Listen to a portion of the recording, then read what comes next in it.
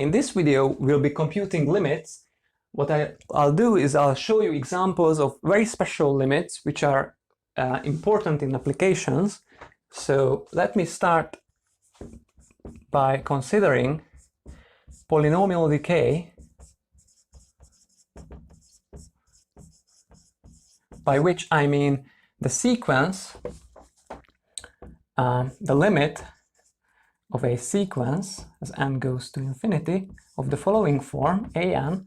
So the limit of this sequence, which is defined as 1 divided by some positive power of n. So n is our index, which goes to infinity. And what I'm doing here is I'm taking some fixed number, alpha, fixed exponent, and raise n to that power, then take its reciprocal. And my claim is that this limit is 0 if alpha is positive. So this is a fixed parameter alpha that I have here. So this is something that we have seen for the special case when alpha is equal to 1. So when alpha is equal to 1, we have, so if alpha is equal to 1, then we have simply an being equal to 1 over n. This is the reciprocals of natural numbers. If alpha is greater than 1, then 1 over n to the power alpha is going to be less than 1 over n. And this is simply because if you rearrange this inequality, you will see that n is less than n to the power alpha, which is for n greater than 1 is true. So by the sandwich theorem, so by the sandwich rule, we have this limit, the sandwich rule. We have an going to 0. And if alpha is between 0 and 1, then you have to use the definition of convergence. Then it's a bit bit trickier, but that can be also established. Let me move on to the next example, which is exponential growth, well, or decay, depending on your point of view. So in this example, the sequence that I want us to take the limit of, as n goes to infinity, is the following. It's the sequence formed by taking the nth power of some parameter beta. So this is the Greek letter beta. And there are several cases. So when, depending on the value of beta, so when beta is greater than 1, then we are raising a number to the nth power that is greater than 1, and n is increases each time. So then it is going to be a divergent sequence, and it will diverge to plus infinity. So remember what we mean by this. It is the following: for any given number that you fix, and that can be as large as you want, you fix it, this sequence will be at some point larger than that number.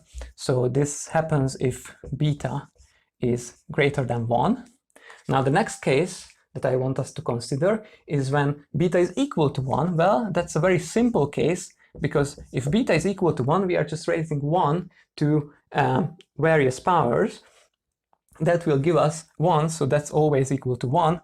The limit will also be equal to 1. The next case that I would like us to look at is when beta is less than 1 in absolute value, meaning that it's between -1 and plus 1, then beta to the nth power will be 0. The limit of beta to the nth power will give us 0. Okay, and then well, the rest of the cases are when beta is -1, then we'll have beta equals -1 will give us -1 to the power n. So that just alternates between +1 and -1. So that sequence has no limit. So it's a divergent sequence. And when beta is less than -1, well, then what we have is a sequence of numbers which jump up and down, again alternating the sign, but each time they get larger and larger in absolute value. So you go off to plus infinity with even powers of beta and minus infinity with odd powers of beta, but the sequence on the whole will not converge anywhere, and it will be in fact divergent. There will be no limit, not even in the sense when we can say that it's divergent to plus infinity, because it is not. Okay, third example I want us to have is when we compare these two. So I would like us to compare the polynomial growth to the exponential growth. So polynomial versus exponential.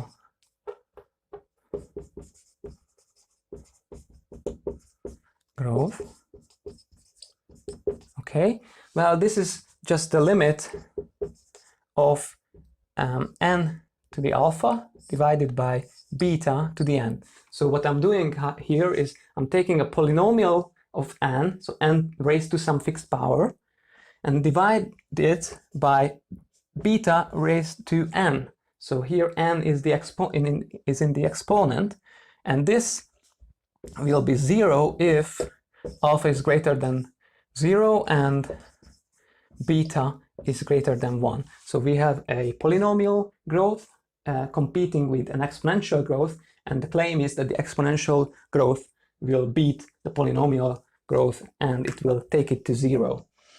Okay, I'm not going to prove this result. All I want to point out that we have seen the series expansion for the exponential function before, and if you use that, you will see, well, that contained various powers of the exponent, so you will see higher and higher powers of n appear in the denominator, which at some point will take over, will get to a power that is higher than alpha.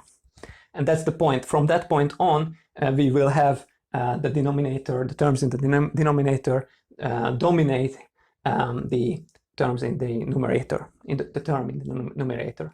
So that's the idea behind this limit, which is very important.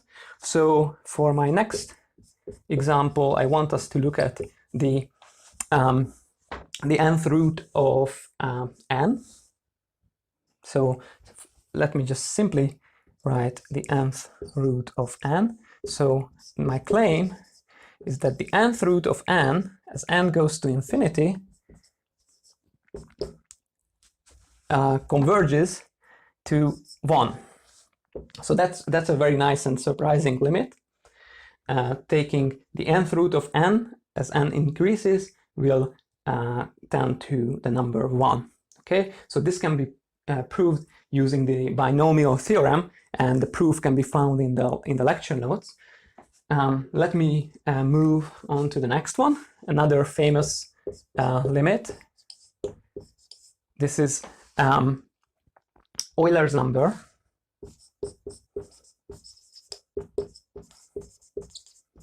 Which we have seen before. Well, in the context we have seen it, there was this, again, this infinite expansion, this infinite sum, which the way which we had Euler's number. Now my claim is that we can get Euler's number if we take the numbers 1 plus 1 over n, so the reciprocals of natural numbers plus 1, raised to the nth power. As n goes to infinity, we'll converge to E, Euler's number, which is approximately 2.718 and so on. It's an irrational number. Okay, so this is a very important and nice limit. And for the final example I want us to have, it's number 6, is a limit of the type infinity minus infinity. So we'll often encounter sequences which have two terms. So let me give you a very specific example. I want us to calculate the limit of the square root of n plus 5 minus the square root of n plus 3.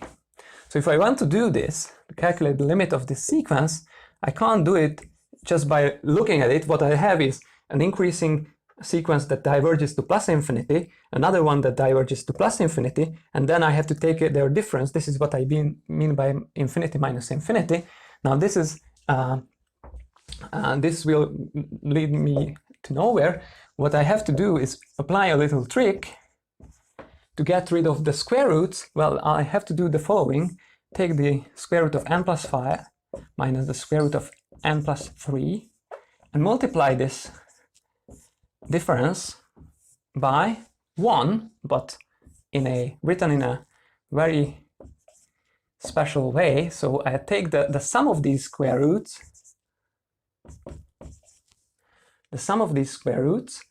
and divide it by itself. So in this way, I'm only multiplying the original sequence by 1, so I'm not changing it. But the point is, what I'll get here, I have something in the numerator that is of the form a minus b times a plus b. So remember, a minus b times a plus b is equal to a squared minus b squared. So this is the identity that we are using, this algebraic identity. If we apply it in the numerator, what we'll get is n plus 5. So we raise the square root of n plus 5 to get n plus 5, minus the square root of n plus 3. So that gives us n plus 3. Again, of course, the denominator will not change. And if you look at the denominator, what you get is n minus n. So n cancels, and what we have left is simply the number 2 in the numerator divided by something that clearly diverges to plus infinity. So the denominator clearly diverges to plus infinity, which means that the limit is going to be 0. Okay, so this is just one way of dealing with limits of the type plus infinity, infinity minus infinity, but this is a good technique that can be useful in various situations. I hope you liked these examples. Just to test your understanding, let me give you an example. Let me ask you what the limit is of the following ratio: n to the 10th power minus 5n squared plus 2 to the power n divided by 3 times 2 to the power n minus n. Okay, so pause the video, think about this, and then use the box below the video to answer this question. Okay, I hope you paused it. Now what you have to notice is we have these polynomials of n, but we also have the exponential term. So if we divide both the numerator and the denominator by 2 to the power n, what we'll have is these first two terms will vanish, and so will the last one in the denominator, and we'll have 1/3, 1 in the numerator and 3 in the denominator as the limit. Okay, I'll see you in the next one.